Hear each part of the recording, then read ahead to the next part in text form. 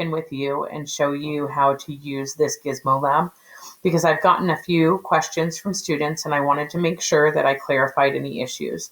I figure that if I shared this with you, then a lot of you would benefit rather than answering the same email a few times. So what you're going to be doing is you're going to find the mass and the volume of these different spheres. If the sphere is the same size, then they have the same volume because volume is the amount of space something takes up. For example, C has the same volume as D, B has the same volume as E, and A has the same volume as F.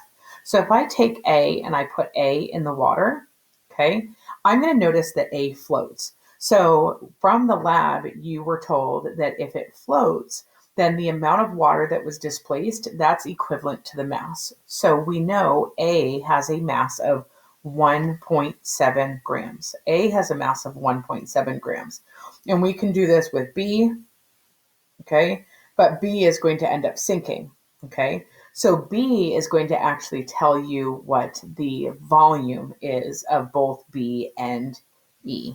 So what you're going to do is you're going to record that volume for B and E have a volume of 4 milliliters, okay?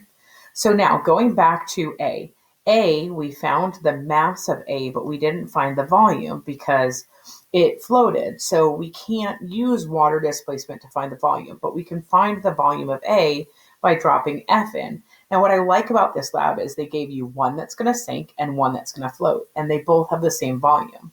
So F has now displaced 2 milliliters. So you take the grams of A, were 1.7 grams, and then you take the volume of A and F, which is 2 milliliters. So to find the density for A, you're going to do the 1.7 grams divided by 2 milliliters. And that's going to end up giving you the density. And you're going to do this for all of these different spheres. I hope that helps. If it doesn't and you need to reach out and ask me for clarification, go ahead and do so.